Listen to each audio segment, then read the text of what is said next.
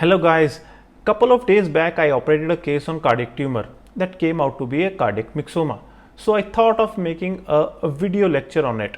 So here I am guys with the tumors of the heart. The tumors of the heart are both infrequent in incidence as well as infrequently asked questions. But these questions are highly scoring because the concept of the tumors of the heart is very simple and easy to understand. If you find this video helpful, then do like and subscribe our channel, The Cardiovascular Guru.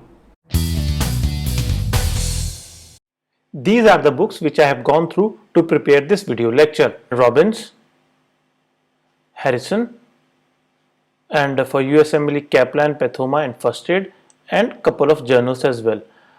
I tend to cite references for all the information I give you. The relevant references are given at the footnotes of each of the slides. So let's start the cardiac tumors with one-liners.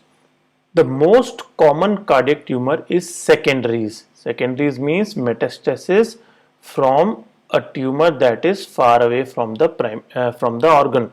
That is, the most common tumors are metastasis to the heart, not primary tumors. So what are the most common primary tumors? The most common primary tumors of the heart in adults are myxomas. The most common primary benign cardiac tumor is again a myxoma.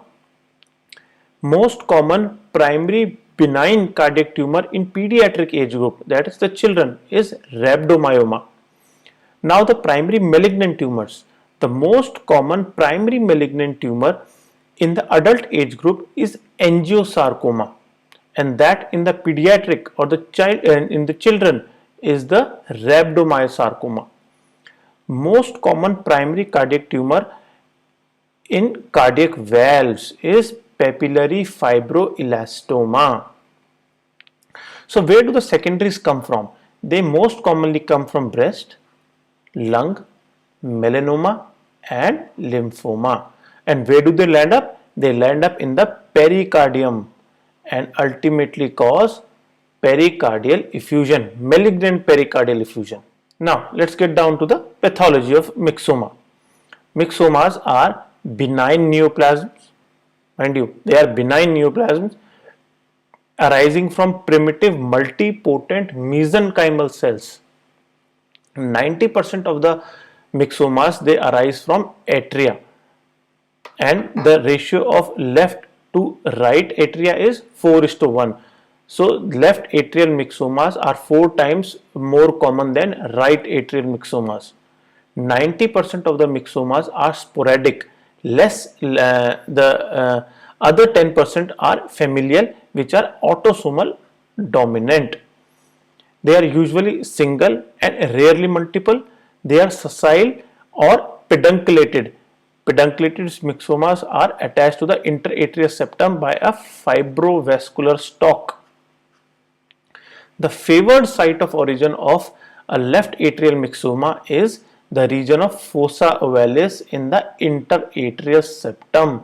If this is the septum, this is the RA, this is the LA, then it will be attached like this.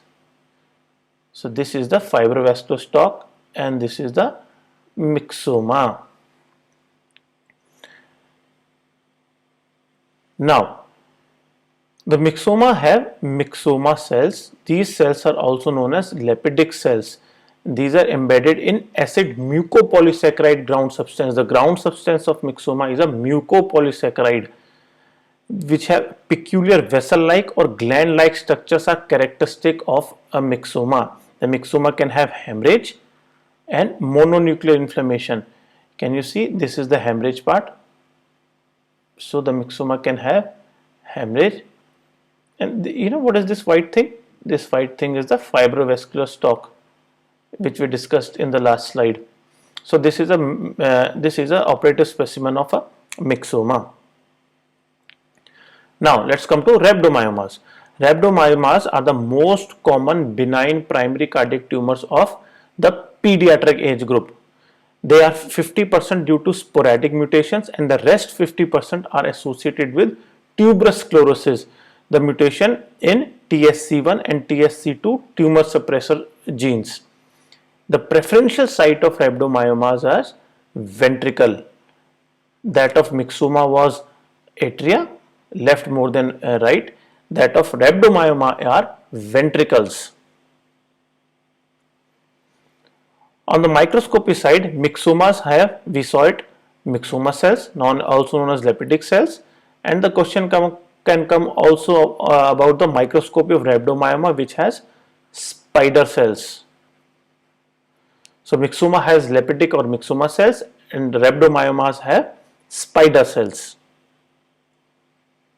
Now, papillary fibroelastoma. These are the cardiac tumors of the most common cardiac tumors of the cardiac valves. How do they look like? They look like sea anemone. Sea anemone are marine creatures. This is a sea anemone.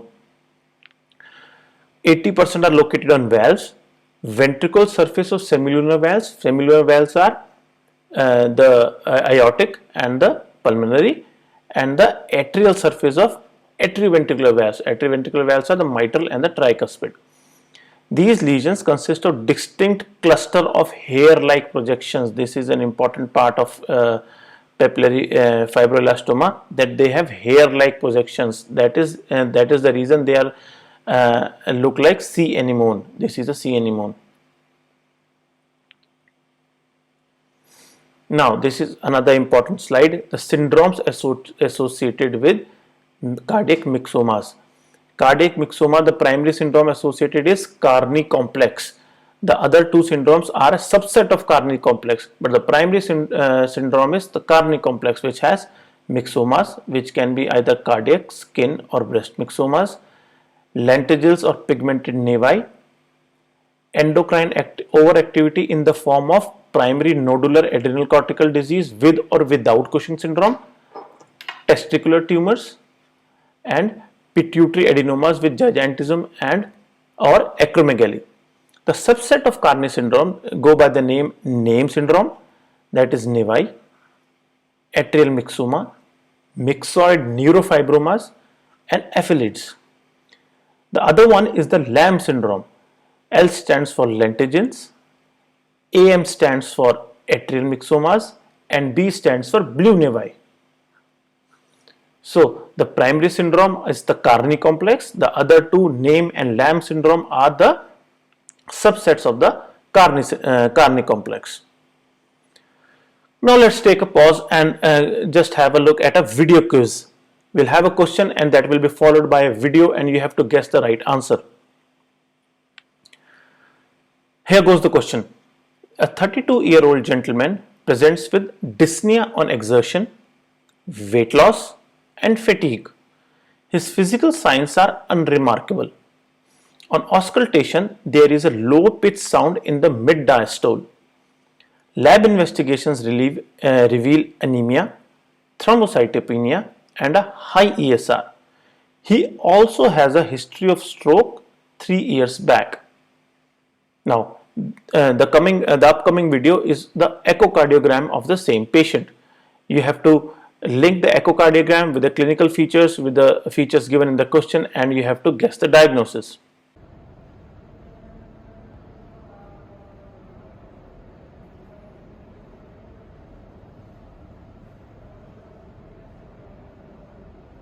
I hope you had made some sort of diagnosis in your mind. Let's go through the remaining slides, and we will see the question afterwards. So, what are the clinical features of a myxoma? Myxoma mimics like mitral valve disease. The myxoma is usually pedunculated, attached to the interatrial septum, right close to the mitral valve. So, this myxoma, the mass can go through the mitral valve, obstruct the mitral valve, and present as mitral stenosis.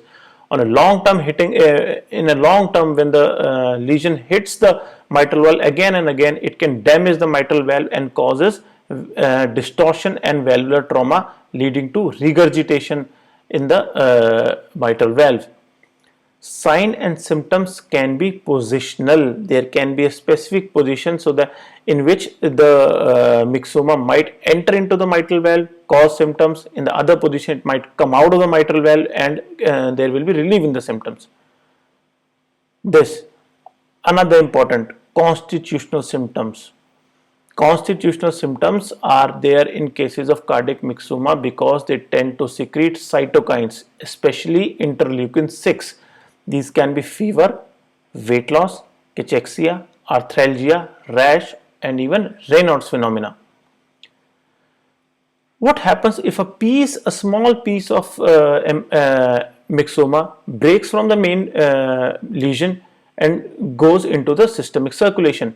If it lands up in the brain, it can cause stroke. If it lands up in the peripheries, it can cause vascular ischemia. On auscultation, there can be a low-pitched early or a mid-diastolic sound known as tumor plop. Now let's see what will we find in the lab investigations. We can find hypergammaglobulinemia, anemia, polycythemia, leukocytosis, thrombocytopenia or thrombocytosis, and high ESR or high C reactive protein. All these together can mimic endocarditis. So let's see differential diagnosis. This can mimic endocarditis, collagen vascular disease, or a paraneoplastic syndrome. So what is the confirmatory diagnosis? Transthoracic or a transesophageal echocardiogram is sufficient enough to diagnose the case of cardiac myxoma. We need not go for detailed investigations like a cardiac CT or a cardiac MR. Cardiac CT or a cardiac MR might be useful, or rather are useful, in cases of sarcomas or other malignant tumors of the heart. What is the treatment?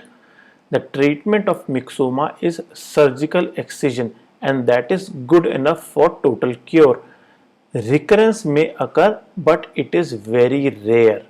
Now, the video that will follow now is me taking out a myxoma from the left atrium through the right atrium along with a small piece of interatrial septum.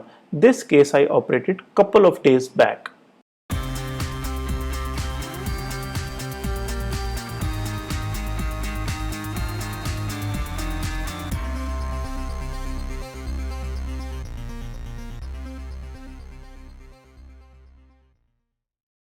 So let's come down to our video quiz.